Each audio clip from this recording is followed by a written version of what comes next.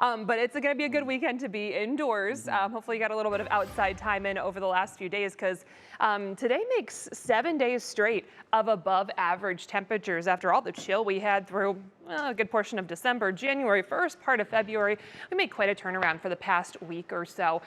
We had temperatures even in the mid to upper 50s on Tuesday. We had 2 days in a row, Wednesday and Thursday, hitting at least 60 degrees out towards Hopkins. So again, hopefully you got to get out and enjoy those temperatures. Today we were technically above average for our high, but that high happened actually earlier this morning. We did hit 56 degrees out towards Hopkins, but that happened around 10, 11 o'clock this morning.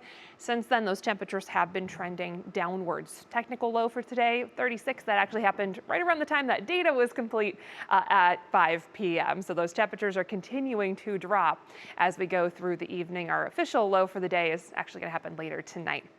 For tonight is going to be a colder night overall. We've been pretty blustery through the day. That wind is going to work on tapering off tonight.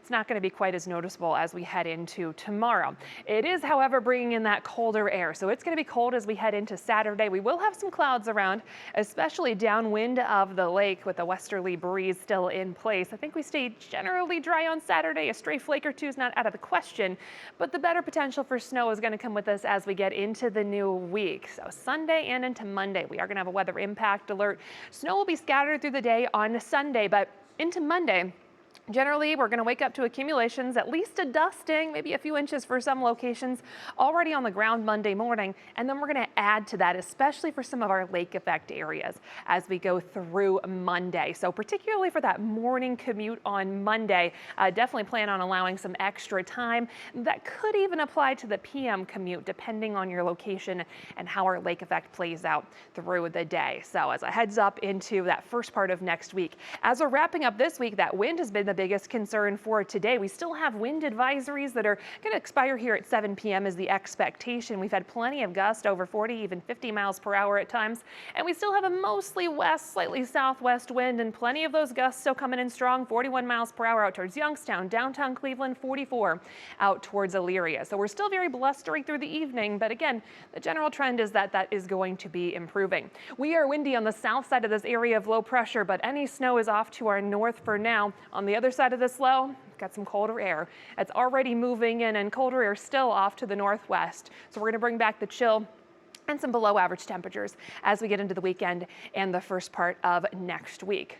For tonight, it's going to be colder out there. Winds will be improving. We'll keep a good deal of cloud cover around. Temperatures drop back to about 30 degrees for most of us. Tomorrow, we're back to below average highs, likely struggling in the mid 30s through the afternoon. Winds will not be as strong as we go through the day, coming in from the west at about 10 to 15 miles per hour. Plenty of lake effect clouds will be with us. I think we stay generally pretty dry again. A stray flake or two is not out of the question. Best chance for some sun is going to be the further south you are away from the lakeshore. As we get into Sunday, that's when we're going to bring back some action with that National Designer hour-by-hour forecast. Again, we'll bring back some scattered snow showers that arrive through the morning hours on Sunday. And once those set up, they'll stick around for the rest of the day. Some on and off snow showers will be with us.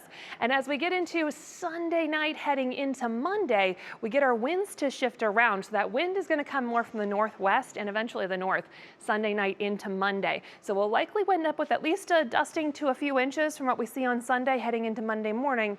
And we will have some additional snow falling into that morning commute in particular on a Monday. So we're going to watch that very closely. So again, we are going to have a weather impact alert for Sunday and into Monday. Main concern being that Monday morning commute.